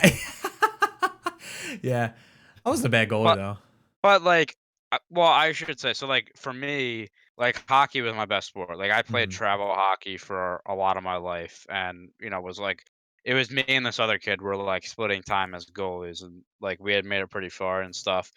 Baseball, I was also one of the better kids. I will say as time went on, I got worse at batting. Like I guess the speed of the ball, like I was saying before, like kind of messed with me. Also, I had seen a kid get hit in the face and break his jaw, and I think after that I got really scared. But like I was the me and I will say his name because it doesn't fucking matter. This kid's name Justin is me and Bobby's friend. He was the one who got the and one I was talking about earlier. That's the and one. It was probably me and him were the best pitchers in Oh yeah, town. no question. I would say. Yeah, no. Justin was easily best pitcher in town, and probably the best 3-point shooter and everything in basketball. Yeah, like as well. that kid was an athlete, but it was me and him were on like it wasn't a travel team, but there was one year like we had made it really far, and like we had won so many games, so like we went into I don't know what it'd be called, but basically like we started playing like playoffs and stuff like that, and we had went really, like pretty far. But that was that. But then like basketball, I sucked because I can't like my excuse for basketball, and this could be a terrible excuse, but like I've always had. Now I've kind of grown into them. But when I was a kid, I had really small hands, so I couldn't grip the ball. So I couldn't grip the ball to shoot it. So I could never shoot it. So I would play point guard, and I'm pretty sure I never took a shot in my whole career. Even in the rec league. Did you shoot? I thought you shot from the arc in the rec league. In the rec league, there's one game that of course, you missed. Because you and your dad were in. Your dad was coaching the team, and you guys were in like at the shore or something. So it was like the same. It was Justin there as again. I think his dad took over coaching. Probably. And I hit 2 3-pointers in the same game. And it was like I'm pretty sure the first 3-pointers in my life, and you were not there. I'm so sorry I missed your recital, dude. Bro, the one was like a wide open 3, and then the other one was arguably an N1 on a 3-pointer that I didn't get, but I still hit it.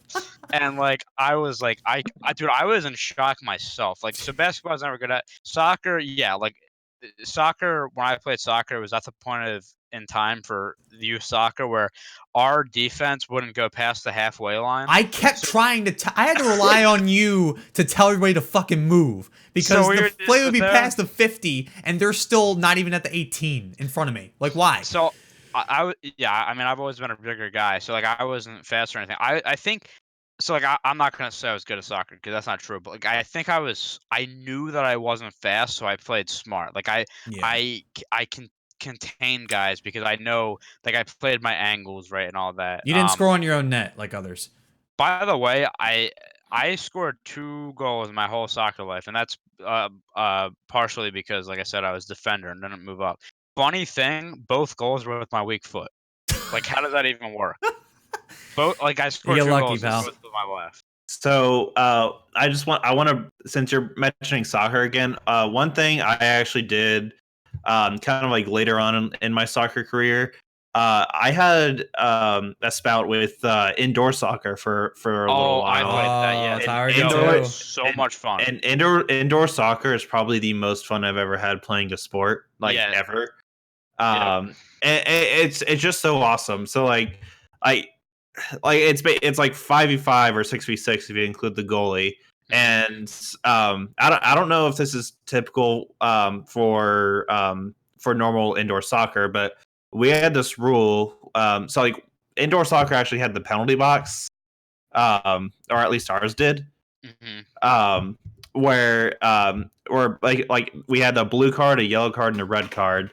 And if you got a blue card, you'd be sent in for 2 minutes. If you got a yellow card, it'd be 5, and then red, you'd be out. The fuck? Yeah, it's a little weird. Um, but there's this rule where, like you score a goal, you get a point. But if you shoot it from behind like a red line, you would get 2 points. So like you would get two No. goals in one shot. Now, obviously, it was very rare, and I only saw it like maybe a couple times. But playing indoor soccer, I would have to say it's like that's the most fun I've ever had in any Yeah, sport. in soccer, indoor soccer was my favorite because And it kind of tied in with hockey a little bit because like Yeah, it definitely has a hockey feel because there's no out of bounds. So the only way you can stop is through whistles. you could use the walls, like you could bounce it off the walls and stuff like that. It's like basically you're doing line changes. That right, was that was one of like so I had 2 goals in soccer. One was in regular soccer and one was in indoor. And then one in indoor was like it took like a weird ricochet and I kind of like I was like pretty far out. Like if it was like real soccer, I might have been like outside of the 18 and it kind of just fell to me and I just hit it first time and like it just went right it like nestled perfectly into the bottom corner and that was with my left and I was like I don't know how I just fucking did that. But indoor soccer like if you are thinking about and playing it, holy fuck, play it. It's so much fun. one of the Want to play best when I get things. home, Ty? What one of the best things, also like when you're that young, it's like you walk into the arena and just like the smell is like awesome. Oh Like yeah. it just smells like turf and like fresh grass. you know. Yeah, yeah, oh my god, it's bringing back memories, man. Like I had so much fun, and like we played that in the winter, obviously, and like going to Right. the games, it was like, I mean, I know you guys can't attest to this, but it was like snowing, and there was always like there was always something in the air when we played soccer. Excuse me, indoor soccer. Right. And it's So like a game's not gonna get canceled unless there's like a yeah, scheduling issue or something. so that was Whereas fun. I Yeah. should point out, like me and Zach, like when we played outdoor soccer, like basically the soccer fields we played on used to like have a lot of problems with collecting water, so like games would get rained out all the time. Like Yeah. I We would had that like problem. Yeah, literally, half the like those times, fields are terrible. yeah, half the times the games would get rained out, and it would get so bad to the point where like the fields would get shut down for a month so that like we could like let the grass grow. Like I'm not even kidding, Jesus. so that Uh, people wouldn't be like sliding and shit. Like that's just fucking crazy. Yeah, I mean, I would love to be able to like just step on like a real, soccer field like A over in pitch. a pitch over in like the Premier League because that's gotta be like carpet compared like we're playing like on fucking ant hills and shit. Like Yep. like you're Yeah. taking a penalty on a mound. Like And occasionally, if you were the goalie, you got to stand in the mud for the whole game. yeah. Yep. Bobby's going home looking like a pig. He's Yep. gotta take a 3-hour shower. Yep. No, but I think like one of my most embarrassing sports stories of all time happened in travel hockey, and Do I know I this story? like fucking I don't know. I think maybe I said it, but I don't remember if I said it was travel. But I swear to God, this still gives me fucking nightmares. So if you're a goalie in hockey, at least for me, like playing in like a young league like that, there's two things you don't want to happen. Number one, you don't want to get scored on by a girl because that would be embarrassing, right? This was Number years two, ago. This was years ago. Remember that? yeah, this I was gonna say this is like when we're like 8, like calm Yeah. down. Number two is getting scored on from like the other end. Fuck! Well, you just brought back one in soccer. Fuck you. God so, damn it. so we're playing travel hockey, and this is a big deal. I mean, like this is high level hockey at this point. I think we're like maybe 11 or 12 or something, and we're playing this game. It's a tight game. I think it was like 4-3 the other team, and there's only a couple minutes left. So like I have to make the saves to stay in it. And they just cleared it from the other end, and I'm young, and I shouldn't say this was like 11 or 12. I think I was younger, maybe like 8 or 9 actually, because I feel like this wouldn't happen at that age. And they just shot it from the other end, and I went to go get the ball, and it was rolling toward my net, and I just tried to basically put my glove down on the ball, like, just stop it like that, and left my legs wide open. Well, I missed the ball. It went through my legs, and it didn't go in, but I came way out of my net for this, and all I remember is I thought I had it, and then I just see this kid running past me on the other team. I look behind me, I see the ball on his stick in a wide open net, and I could have cried. Like, I was so upset with myself. Oh man. And after that game, my coach, after ripping me briefly, uh, basically, like, kept me after the game, and we practiced like what I'm supposed to do. It's like, okay, don't just put your glove down. It's stick Stick, down, glove. then glove. Yep. Yep. And from that point on, I never let a bad goal like that happen to me ever again, bro. Like that scared the That was I hated that so much. going back to soccer for a second. That was the 50-yarder the kid got on me. I mean, I've never seen a kick go this high. Like this kid Yeah. it was like a chip, and it went high away from the 15. I was up maybe close to the 18, and the ball literally bounced over me and rolled in. Like it was that I was so mad at that one. So I feel your pain. I feel your pain Man, on that one. but it was just like I let that in, and at that point the game was over, and I just felt like so shitty. Travel hockey was a good experience for me though. Like it made me a really good goalie, and You I know, think my greatest achievement in sports is winning. Not to brag, all right, but winning multiple goalie of the year awards in our oh hockey yeah, leagues we go played in. yeah, and Flor yeah, deck hockey, fucking Yeah, yeah.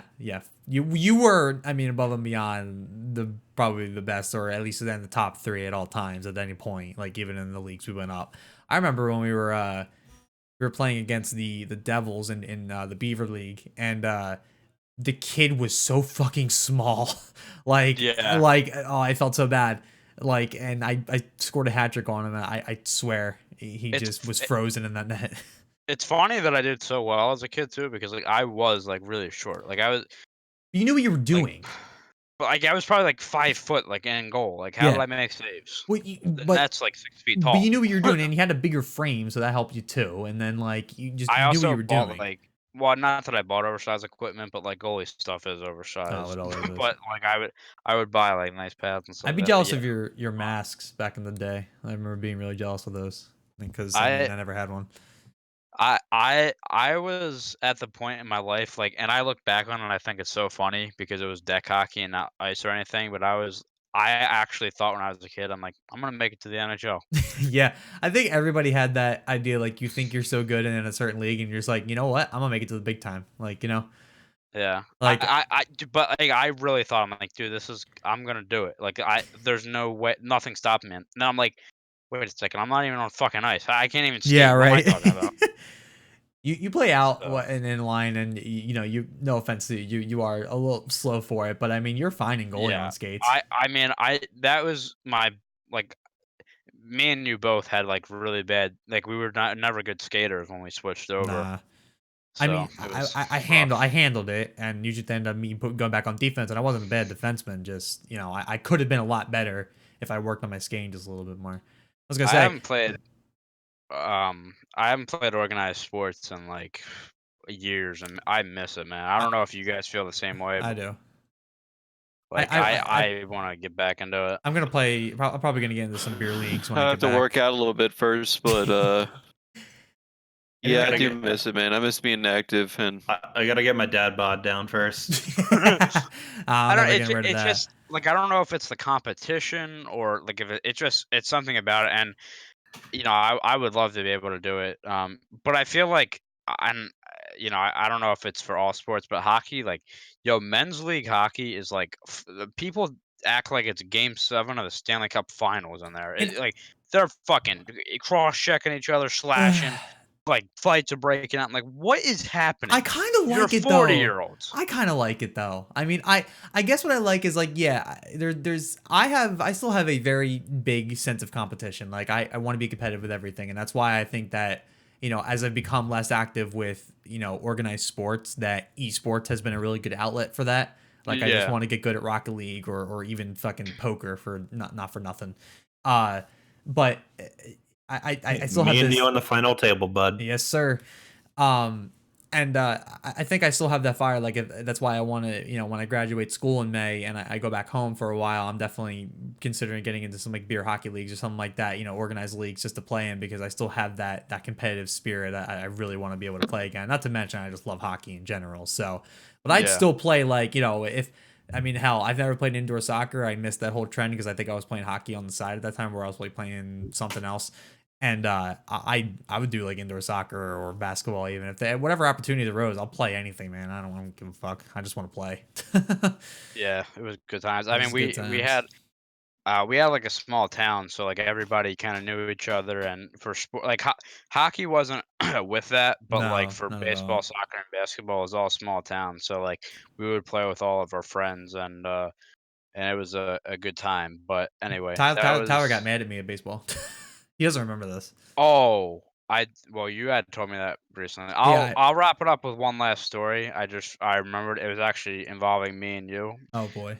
So, we were playing each other in baseball, and I was pitching, and Bobby comes up the bat, and again, me being one of the better pitchers in the league, I threw pretty hard. Like that was actually I didn't throw incredibly hard. I had really good control, but like I threw pretty hard at that time. So Yeah. I start off, fastball, strike one, and fastball, strike two. So I have him down 0-2, and my dad was a coach, and he goes, like, before the game or something, he talked about, if you ever have Bobby on 2 strikes, like, act like you're gonna throw it really hard and then just lollygag one in there, like, just Why just was he fucking targeting me? because you know how, like, he loved you, man, True. and he, It's true. and he just was, like, kinda just trying to fuck around. So I get him down 0-2, and I look at my dad through the dugout, and he's just, like, giving me, like, the, "Yeah, go Yeah, for to it." go for it. So I wind up and act like I'm gonna throw a 115-mile-per-hour fastball right down the middle of the plate, and I lollygag this one. This kid hits this to the bottom of the fence. He destroyed the ball, and I'm out there looking like a goddamn fool, and he's just on second base, and he just gives me a look like, "Yeah, I got you." I'm like, "I'm a fucking idiot. Why did I just give you a pitch you could hammer?" That was probably the other time you were close to home run, was Yeah. on me. Like I I'm don't even pretty remember sure this you one. one hop the fence or hit the bottom of the fence. I don't remember this hit. I wish I did, because that sounds like something I would do when I got the second.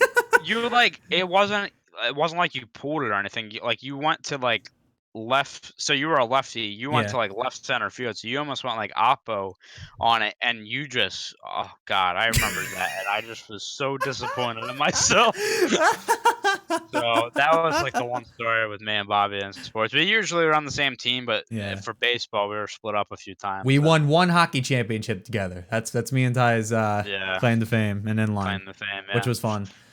But yeah, like I said, I'll always, when if I ever have kids, and hopefully I do, I'm definitely gonna try if they're interested. Oh Obviously, yeah. not Oh gonna yeah. force it, but I would love to get them in the sports Same.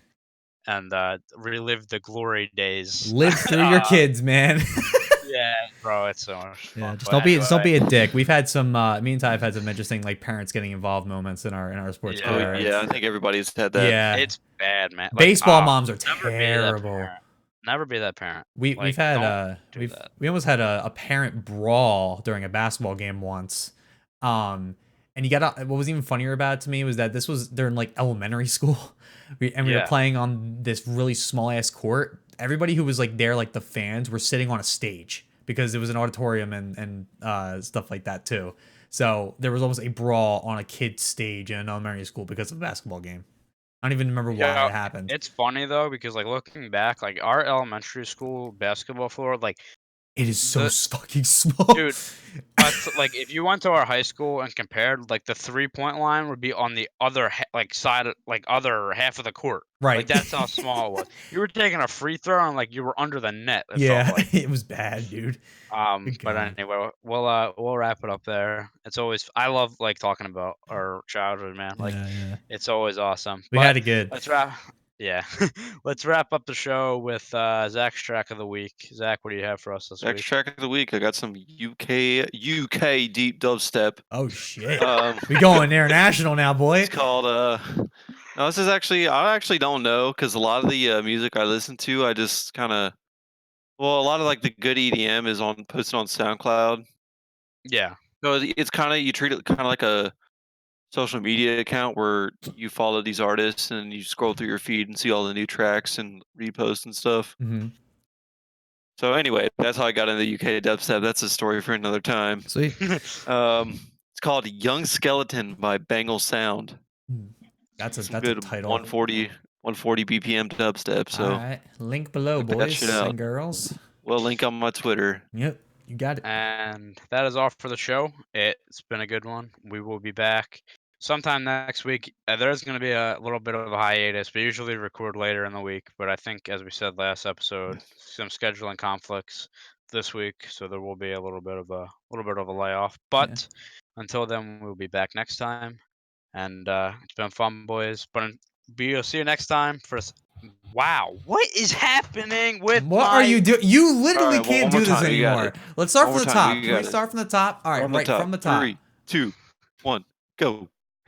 So it's been a great show, boys. We will be back next time for episode 37. Yeah, dude, I'm messing. Like I'm in my head so much. Anyway, boys, we are ending it. We are ending it. Until next goodbye. time. Tyler cannot talk. Have a good afternoon. We will see you for episode 37 of the Come Play podcast.